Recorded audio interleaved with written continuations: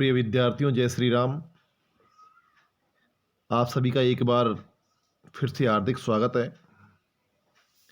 अनुपम मिश्र के द्वारा लिखित राजस्थान की रजत बूंदें अध्याय हम प्रारंभ करने जा रहे हैं।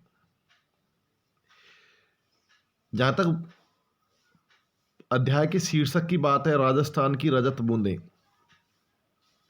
तो राजस्थान में गिरने वाली वर्षा रूपी चांदी की बूंदें, इसका मतलब होता है क्योंकि राजस्थान में जो पानी है वो बहुत महत्वपूर्ण है। बड़ी कठिनाई से वर्षा होती है यहाँ पर, विशेष करके पश्चिमी राजस्थान में तो पानी की बड़ी किल्लत रहती है। उसी संदर्भ में प्राचीन समय में हमारे यहाँ पर जो कुइयों का निर्माण होता था, और पश्चिमी राजस्थान में जो आज भी कुएं और कुइयाँ पाई जाती हैं, हमारे यहाँ भी जो पहाड़ी क्षेत्र हैं उनमें आज भी कुएं मिलते हैं, कुइयाँ मिलती हैं। किस प्रकार वो बनती हैं, उनको बनाने वाले लोग जो होते हैं, यानी जो कारीगर होते हैं, जिसे चेलवांजी कहते हैं, वो किस प्रकार कठिनाइयों का सामना करते हैं, कितनी मेहनत उनको करनी पड़ती है, पानी के कितने रूप होते हैं, कौन सा पानी शुद्ध होता है, कौन सा पानी अशुद्ध होता है, और किस मिट्टी में पानी पाया जाता है, ये सब बातें अनुपम मिश्र के द्वारा बताई गई हैं और हमें इस अध्याय में पढ़ने को मिलेंगी। अनुपम मिश्र, जिनका जन्म 1914 में हुआ था और मृत्यु 2016 में अभी हाल ही में हुई थी। आगे बढ़ते हैं। पसीने में तरबतर चेलवांजी कुई के भीतर काम कर रहे हैं। कोई 30-35 हाथ गहरी खुदाई हो चुकी है। अब भीतर गर्मी बढ़ती ही जाएगी। भाई, जैसे जैसे गहराई बढ़ेगी बेटाओ, वैसे वैसे गर्मी तो बढ़ेगी, ऑक्सीजन का लेवल कम होगा। कुई का व्यास, घेरा बहुत ही संकरा है। उखरू, उखरू यानी उखड़ू बैठते हैं ना पंजों के बल पर बैठे चेलवांजी की पीठ और छाती से एक एक हाथ की दूरी पर मिट्टी है। इतनी संकरी जगह में खोदने का काम कुल्हाड़ी या फावड़े से तो हो ही नहीं सकता। खुदाई यहाँ बसोली से की जा रही है। बसोली जानते हो? बसोली होती है, जैसे फावला होता है ना, दे रखा है बसोली, छोटी डंडी का छोटे फावड़े जैसा औजार होता है। और अधिकतम रूप से यह जो कारपेंटर होते हैं, जो बढ़ई होते हैं, जो खातीगिरी का काम करते हैं, उनके पास पाया जाता है। नुकीला फल लोहे का और हत्ता होता है लकड़ी का। ये इसकी बनावट है। किसकी? बसोली की। कुई की गहराई में चल रहे मेहनती काम पर वहां की गर्मी का असर पड़ेगा। गर्मी कम करने के लिए ऊपर जमीन पर खड़े लोग बीच बीच में मुट्ठी भर रेत, और वो बिल्कुल महीन छनी हुई मुट्ठी भर रेत बहुत जोर के साथ नीचे फेंकते हैं। इससे क्या होता है, ऊपर की ताजी हवा नीचे फिकाती है, यानी दबाव खाती है, और गहराई में जमा दम घोटू गर्म हवा ऊपर लौटती है। ये हमारे जो जैसे घरों में वो एडजस्ट फैन लगे हुए होते हैं ना, गर्म वायु को बाहर निकालने वाले, उनकी तरह हमारा देसी जुगाड़ था।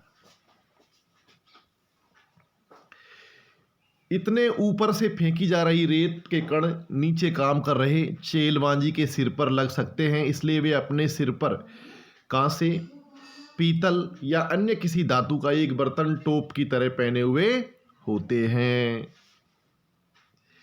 तो ये यहां तक इसने बताया है। मैं आपको एक बार फिर से मौखिक रूप से बता देना चाहता हूं कि जो चेलवांजी होता है, यानी कि जो कुई की खुदाई करने वाले कारीगर होते हैं, वे बड़ी शिद्दत के साथ कुई खुदाई का कार्य करते हैं। कुई का जो व्यास होता है वो बड़ा छोटा होता है, इसलिए उसमें काम करने वाला व्यक्ति यानी चेलवांजी उखड़ू बैठ करके बसोली से खुदाई करता है, क्योंकि फावड़े या गैंती को उसमें चला नहीं सकता। बसोली, जिसका हत्ता लकड़ी का होता है और फल लोहे का होता है, नुकीले आकार का होता है और छोटे फावड़े की तरह होता है।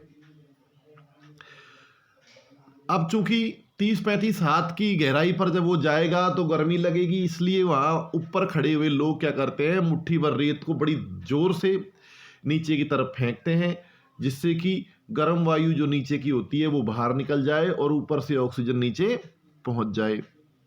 और नीचे काम करने वाले लोग भी बड़े सतर्क होते हैं, कहीं कोई मिट्टी के साथ कंकरी वगैरह लग नहीं जाए, इसलिए वो अपने सिर पर लोहे की टोपी या कांसे अथवा पीतल का कोई टोप बर्तन की तरह उल्टा करके पहने हुए होते हैं। That clear? Now you all are understand.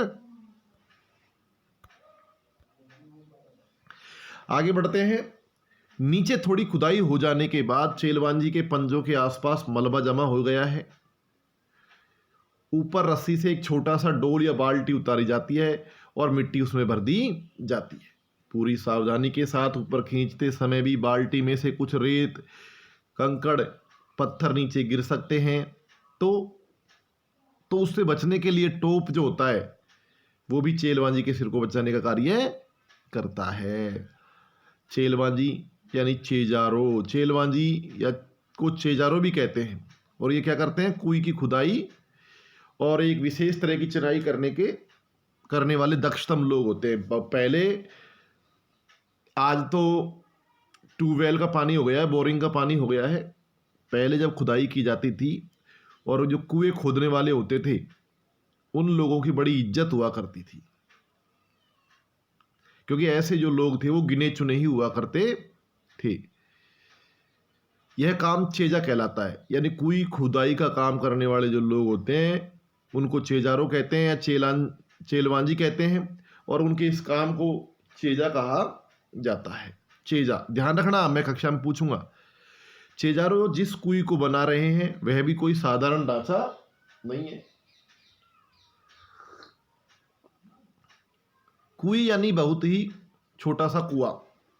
अब देखो, कुआं और कुआं की वाइफ कुई, कुआं पुल्लिंग है और कुई स्त्रीलिंग है।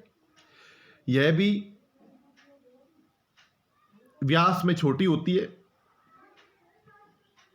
हाँ, व्यास केवल छोटी व्यास में ही होती है, चौड़ाई में। गहराई तो इस कुएं की कहीं से भी कम नहीं होती है।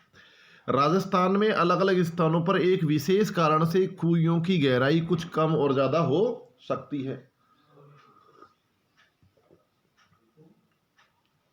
कुएं एक और अर्थ में कुएं से भी बिल्कुल अलग है।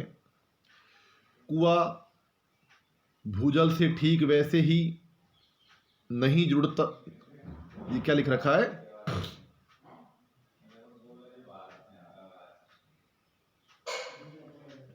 कुआं भूजल को पाने के लिए बनता है, पर कुएं भूजल से ठीक वैसे नहीं जुड़ती जैसे कुआं जुड़ता है। क्यों?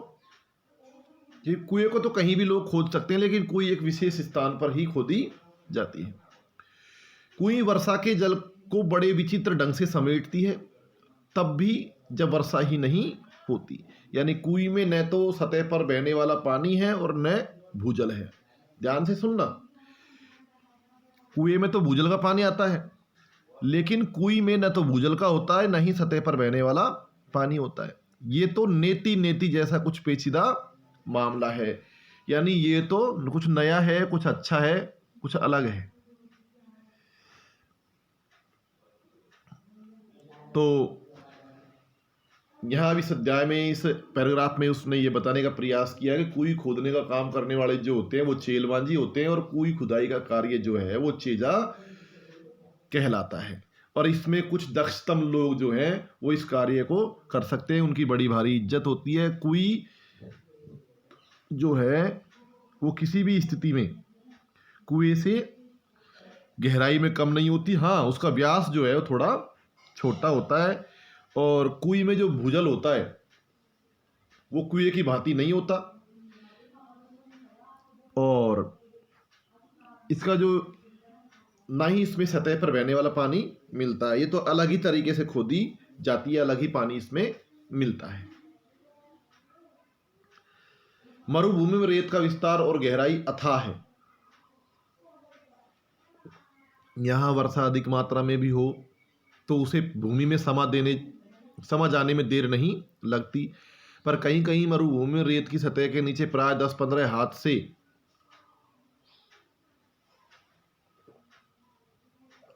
50-60 हाथ नीचे खड़िया पत्थर की एक पट्टी चलती है, खड़िया पट्टी।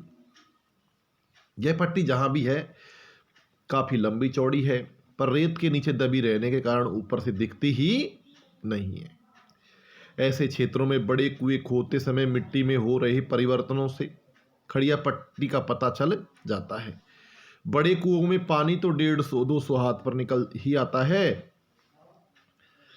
पर वह प्राय खारा होता है, इसलिए पीने के काम में नहीं आ सकता। बस तब इन क्षेत्रों में कुइयां बनाई जाती है। तो क्या कहता है लेखक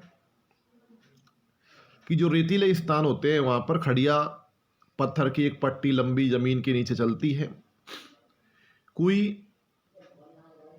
5-7 हाथ से लेकर के 50-60 हाथ तक उस खड़िया पट्टी में खोदी जा सकती है। कुएं खोदते समय जो मिट्टी में परिवर्तन होता है उस आधार पर खड़िया मिट्टी का पता लग सकता है। लेकिन कुओं का पानी खारा होता है, बस तब इन क्षेत्रों में कुइयां बनाई जाती हैं। पट्टी खोदने में पीढ़ियों का अनुभव भी काम आता है। बरसात का पानी किसी क्षेत्र में एकदम बैठे नहीं तो पता चल जाता है कि रेत के नीचे ऐसी पट्टी चल रही है। यानी बरसात का पानी किसी क्षेत्र में एकदम बैठे नहीं तो पता चल जाता है कि रेत के नीचे ऐसी पट्टी चल रही है। ठीक है, आज के लिए इतना ही, कल फिर मिलेंगे। जय श्री राम। आप अपना होमवर्क कंप्लीट रखें, यह ध्यान रखना इस बार किसी को भी बिना पढ़े क्रमोन्नत नहीं किया जाएगा, ना ही उसे पास किया जाएगा। जिसका होमवर्क पूरी तरीके से कंप्लीट होगा उसको उसी हिसाब से नंबर दिए जाएंगे।